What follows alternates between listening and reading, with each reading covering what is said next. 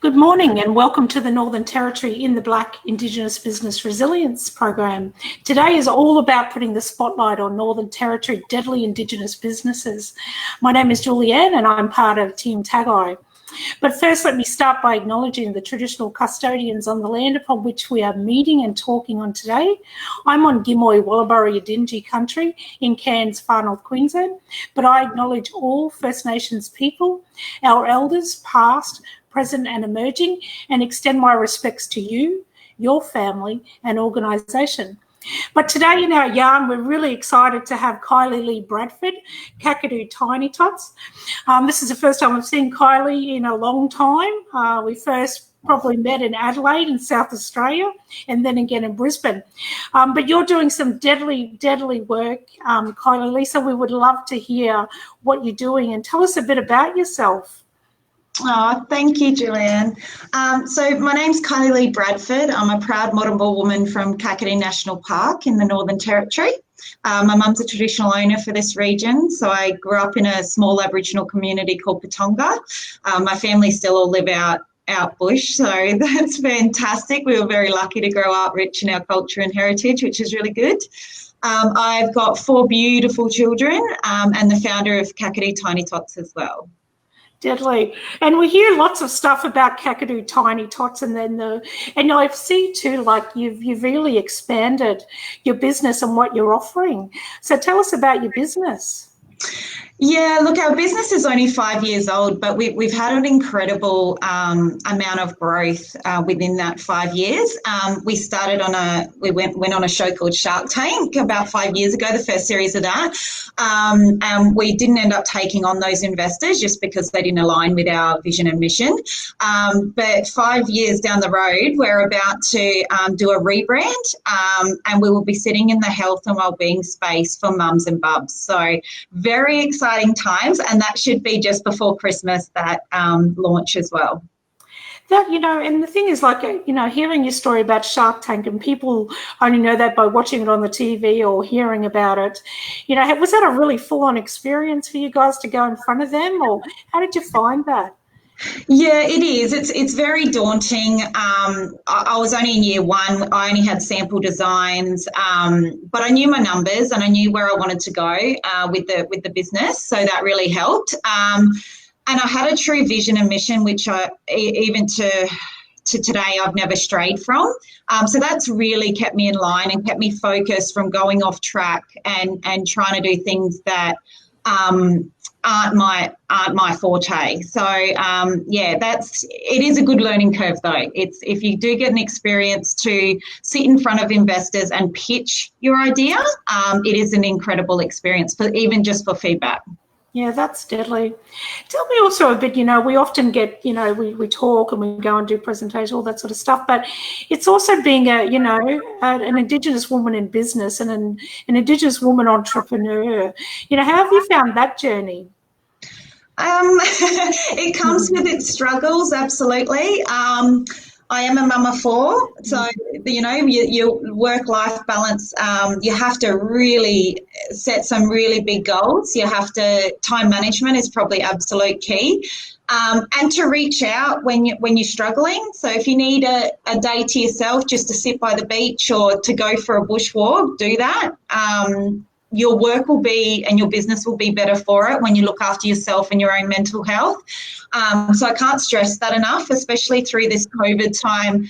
I am still a business coach and I do a lot of coaching with some incredible Indigenous women in business and in PNG, and I've seen and heard some stories which can be quite frightening actually. So we all really need to be aware of the times that we're living in at the moment and really look after ourselves. Yeah, that's deadly. And it is a balance, and it's, it's hard.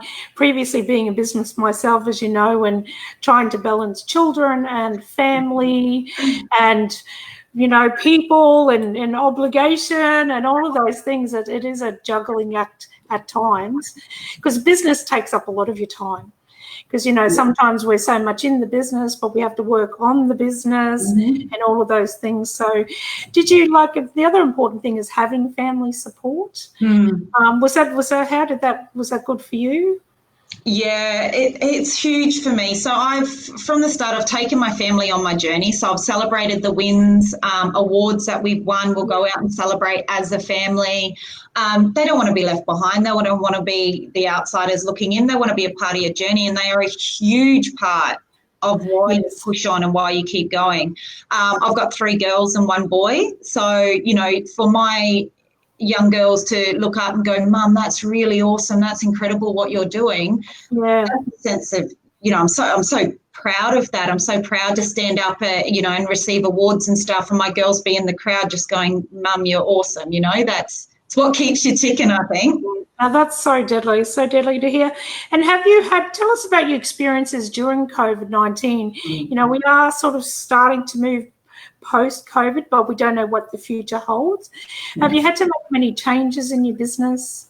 Yeah, to be honest, we've made some huge changes. So literally within 24 hours, 80% of our company folded. Yeah, right. We supplied to all the airports and tourist destinations around Australia, heavily involved in tourism, NT, Kakadu tourism, lots of festivals and Indigenous foods, things like that. And literally that was gone overnight. Yeah. So I had to recanvass. So I recanvassed my whole business. I went out and interviewed 120 of my online customers and then did a realignment and refocus on where I sit. So I was obviously targeting the tourism sector. It was very, very good for me, but I had to really quickly change that mindset and what my business looks like to customers. And the shift over the last 6 months has been really incredible. We've noticed that our customers are real eco-conscious. They love us because we are an Indigenous business that's doing some really cool things within community. They love that we're sustainable, we're organic, we're eco-friendly. So yeah, that's a part of all our business strategy moving forward. And like I said, we literally dumped our last business strategy, wiped the canvas clean and started again. That's exactly what we had to do. Yeah, and because it's unprecedented times, you know, it's such an unknown of what to happen. But the thing is, you know, as a people, we're extremely resilient. Yeah. Aren't we? You know, we've survived this long, and, you know, we were the first entrepreneurs. We were the first people in business, you know, because we were trading for thousands of years. But I think we carry that resilience in our DNA. You know, we carry that sense of just pick ourselves up, let's change things, and let's just keep moving on. Yeah, I think the word fail just isn't something that we speak about. You know, even when you think the hardest times, you find strategies and you find ways and you find partnerships to move through that. It was the scariest time when I woke up and realised that, oh my gosh, none of my people that buy my products are active anymore. They're literally closed. Yes. And it's frightening, and you really have to keep your game face on and keep your head in the game and go, you know what? Okay, that part's gone. What else is there? What else can we do? Yeah. Yeah, that's incredible. It's such a story of strength, I tell you, and we can all learn from that. And we don't talk about failure, but when people talk to me about failure, I'm like, there is no failure. The only failure is not to try. Yeah. And if we try, and the thing is, because we are built on a system sometimes of failure, the thing is, if things don't work, like you say, or something happens that everything gets shut down, we just have to look at it some way different. And we just have to pick ourselves up and keep moving on and not take on that mindset of failure, I guess. But, you know, what can we do? So deadly story. Tell us about your products. Yeah, so we sit in, like I said, we sit in the organics mums and bubs space. So we started off with doing organic baby clothing with hand-painted art from Kakadu and Dreamtime stories. That is still our signature. We're very well known for that, although we've moved quite quickly into supporting the mums as well. So we do a beautiful organic Kakadu plum skincare range. We do some amazing bush teas. So we have one for relaxation. We have one that helps with anxiety, and we have one that helps with gut health. So they have been super popular through this time of COVID. We do some incredible native food. So we've got a jam and chutney range out, which, people like Fitstop, the gyms have really taken on board because they don't have anywhere near the amount of sugar and preservatives that your normal range from an Aldi or Coles would have.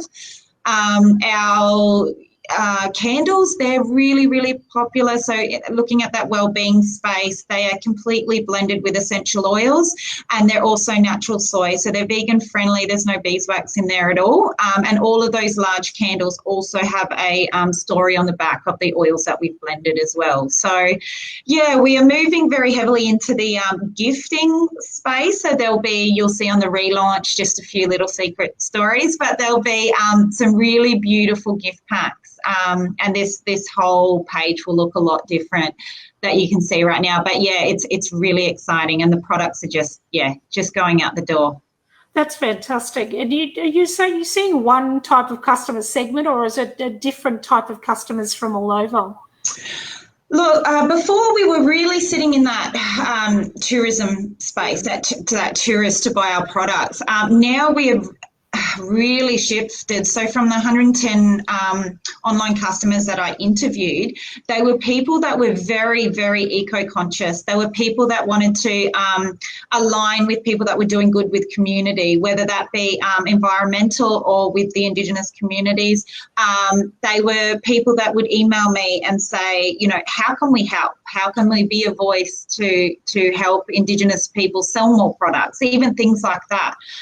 So a completely different demographic to what I had before COVID, to be honest. And I think because we do have quite niche products, with the organic and the sustainable products, that people are really recognising that now. They're really conscious of their buying behaviours and their habits as well. Yeah, we have noticed that over the past few years of how that's changing, and people's, their opinions and their want to do something better is changing, which is really deadly. And also too, going into your gift range, we're coming into Christmas, people still aren't really wanting to go shopping that often. So perfect, to be able to buy things online and from an Indigenous business. So it sounds fantastic, So is there anything else you'd like to add? Yeah, so with the new relaunch, we have built into there our Eco Garden Foundation. So what we do is we build eco gardens in Indigenous communities. We've started back in Kakadu in our own community, and then we'd love to find partnerships to branch out from there. So the idea behind that is growing up in our Aboriginal community, there is just we've got our bush foods, but as for other healthy fruit and vegetable options, there's just nothing. We're 60 k's from the local shop, and they're going to charge you $10 for a bottle of milk. So the thought process behind what we can develop is, and there's 2 gardens already happening at my brother's property there in Kakadu, but they're eco gardens that will have fruit and veggies. So when the kids get off the bus, they can just come over and help themselves to the fruit and veggie patches. The community looks after these gardens, and with the helps of Parks Australia and things like that, to be able to drop off things that we need. That's what a lot of our profits will be going towards as well, with helping our communities, so that we have fruit and vegetable options at home. Yeah. What an amazing initiative. We've talked about things like that for years, and have seen some people trying to implement that, even around using aquaculture and hydroponics, all of those things, and the remoteness of the territory is unbelievable. So having, this is brilliant idea, and also getting the community involved so everyone gets an opportunity. So no, good on you. So if people are wanting to know more about the eco gardens, what do they do? Yeah, please feel free to email me at kylie@KakaduTinyTots.com.au. You will find all the information in our relaunch, which will be in about 6 weeks' time, and that will have all that information about the eco gardens and how you can help there. There will also be tours where you can come out and actually work within the communities and those eco gardens, and do some glamping with us when COVID restrictions. So we've got all those sort of things in place as well for the relaunch. So very, very exciting, and we look forward to it. Oh, good on you, Sissy. That just sounds so deadly. I'm very inspired. Very inspired by your not just your resilience, but your enthusiasm, and also your shared story. So thank you for sharing. Thank you for having me. No, it was awesome. Is there any words of wisdom you'd like to end with? Just if there's any of our women out there who may be in business, they may be struggling or thinking about business, just from your experiences, is there any words of wisdom you'd like to leave? Yeah, I think just, don't give up. Always have your mission and your vision just pinned on a wall. I know they say that, but it is something that you really should do. And ask for help. Like, it's okay to ask for help. There's women in business that would be more than happy to give you half an hour of their time, and that time could be crucial for your business, especially at this stage. So find someone in your industry and reach out to them and just say, can I have half an hour yarn to, I've got some questions. For sure. Oh, that's fantastic. That's really helpful advice, because sometimes as mob, we get a bit shame. Yeah. And we don't want to ask for help. And I'm always trying to, in my thing, debunk the shame, learn where it comes from and not carry it, because we're not a shameful people, So reach out and talk to people. Yeah, definitely ask for help. So, no, thank you for that. So thank you for tuning in to listening today. We've, put the spotlight on another incredible NT Indigenous business, Kylie-lee Bradford from Kakadu Tiny Tots. You can also hop onto their website, www.kakadutinytots.com.au, and have a look at the products. You've got an authentic Aboriginal business in the Northern Territory who are selling some amazing products, and it's worthwhile having a look, and even having a look at their gift selection. So fantastic, my sister. It was very humbling to hear your story today and to hear what you're doing, and even hearing about your hardships and how you've, managed to push through, and where many times we have so much hardship we could just go back to bed and go sleep. Want to sleep it all off and pretend it's not happening. Yeah. But we just push forward. That's what we do. We're a resilient spirit, and we keep pushing forward. So today, you're listening to the NT in the Black Indigenous Business Resilience Program. If you'd like to know more about the program, just comment deadly in the comment below. If you're hearing this via our YouTube channel, just click on the links and one of our team will get you some more information. But we'd like to start how we finished, by acknowledging and paying our respects to all Aboriginal Torres Strait Islander elders, ancestors, communities, and all of our families. Thank you for listening in today and hearing the story today.